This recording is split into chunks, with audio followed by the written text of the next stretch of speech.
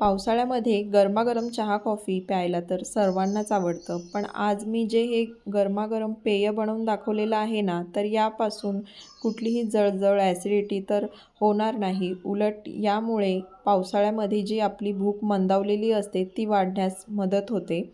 नमस्कार मंडळी, स्वागत आहे तुमचं किचन रेसिपीजमध्ये. तर आज मी हे तुम्हाला एक कर्नाटकी पेय बनवून दाखवणार आहे आणि ह्या पेयाला नक्की म्हणतात तरी काय ते मी पुढे तुम्हाला सांगणारच आहे. इथे मी 1 चमचाभर इतकी बडीशोप घेतलेली आहे, 1 चमचा धणे, 1 चमचा जिरं, त्यानंतर 3 वेलदोडे, 2 लवंगा आणि अगदी अर्धा इंच इतका दालचिनीचा तुकडा घेतलेला आहे. या चमच्याच्या मापानं सर्व साहित्य मी मोजून घेतलेलं आहे.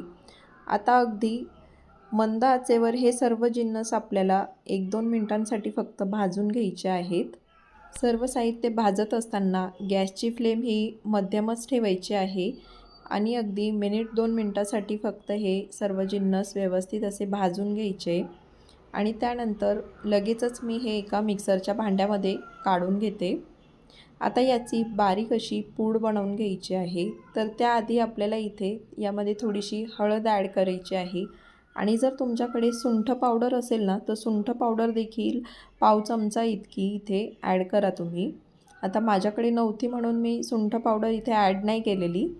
तर या पद्धतीनं अशी बारीक पूड याची बनवून घ्यायची आणि आपली ही पावडर तयार झालेली आहे. आता याचं जे पेय आहे गरम पेय, तर ते कसं बनवायचं ते आपण बघूया. इथे 1 कपभर इतकं मी पाणी घेतलेलं आहे.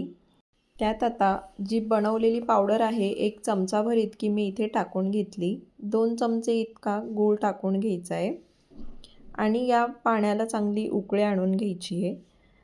तर पाण्याला चांगली इथे उकळी आलेली आहे. गॅस बंद करून घेतला आणि त्यानंतर यामध्ये दूध ॲड केलं. तर गूळ टाकलेलं असल्यामुळे दूध फाटण्याची शक्यता असते, त्यामुळे दूध टाकताना गॅस बंद करून घ्यायचा आहे, व्यवस्थित ढवळून घ्यायचं आणि त्यानंतर गॅस पुन्हा पेटवून फक्त एक उकळी काढून घ्यायची आहे आणि आपलं हे गरमागरम पेय इथे तयार झालेलं आहे. यामध्ये वापरलेले जे इन्ग्रेडियंट्स आहेत ना, ते मंदावलेली भूक वाढवतात, पण त्याचसोबत जे मसाले वापरलेले आहे ते उत्तम रोगप्रतिकारक आहे. त्यामुळे पावसाळ्यामध्ये जे आपल्याला सर्दी, खोकला किंवा व्हायरल इन्फेक्शनचे जे त्रास होत असतात ना, त्यावर हे उत्तम काम करतात आणि त्यापासून आपल्याला लांब ठेवतात.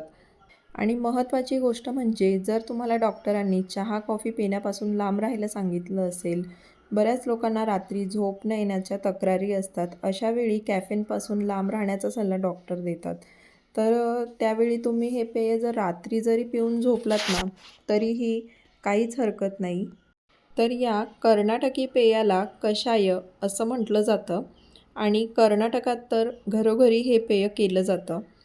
तर आजची ही रेसिपी तुम्हाला कशी वाटली हे कमेंटमध्ये जरूर कळवा आणि आवडली असेल तर चॅनलला लाईक, शेअर, सबस्क्राईब नक्की करा.